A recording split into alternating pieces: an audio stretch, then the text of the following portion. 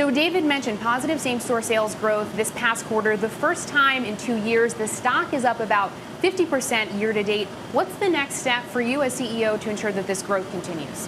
I think we just need to stay focused on the things that we're all excited about.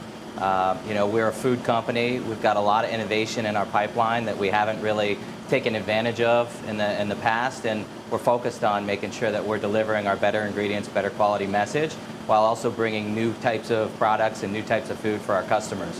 And then we're also really focused on making sure we got the right technology infrastructure to support our business moving forward. We're making a lot of investments there, and we're starting to see some positive movement there as well. You mentioned innovation. The company's moving quickly when it comes to changing things up on the menu, which is something that Papa John's has not really done in the past. You've also slimmed down the management team. What's the next step in your playbook? Well, it's really executing all that with excellence, right? So we've got the plan in place. We've built our strategic plan. The new management team's aligned. The franchisees are aligned. We've spent a lot of time working with our franchisees to make sure that we're meeting their needs and working with them to bring all that innovation to the marketplace.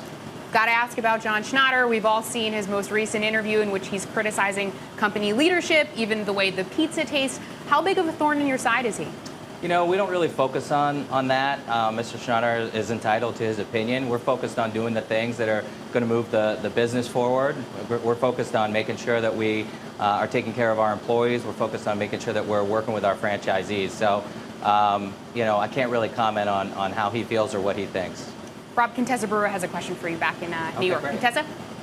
Yeah, so Rob, I'm just curious, has the formula for the pizzas changed? Have the ingredients changed? Has the way you make them changed?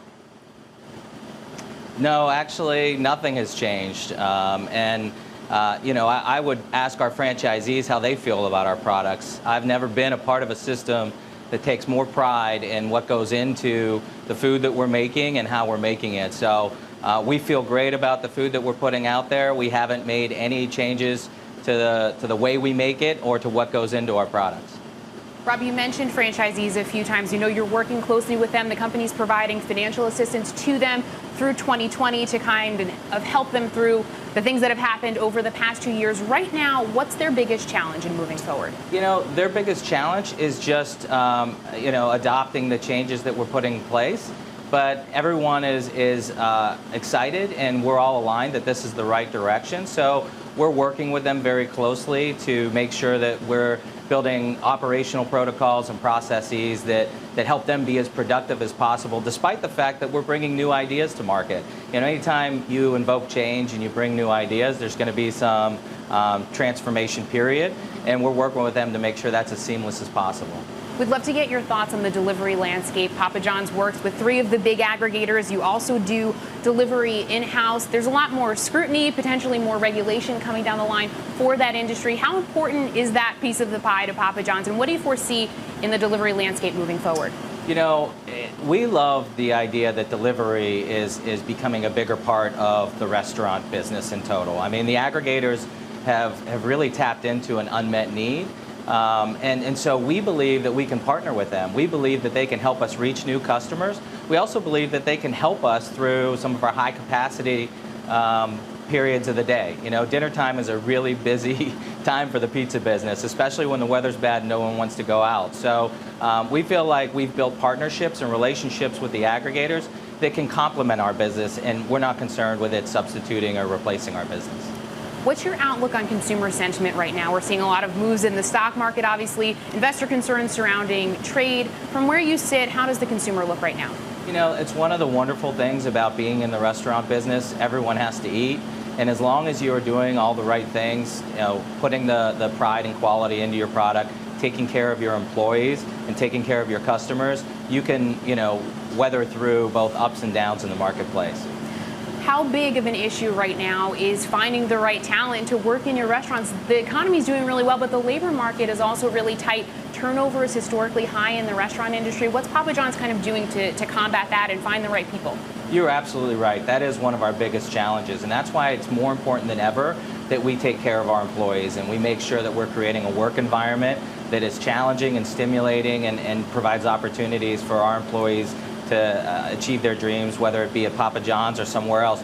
we're teaching them how to be a part of a team and how to take pride in the work that they do. And those are kind of qualities that are going to help them in this very competitive workplace.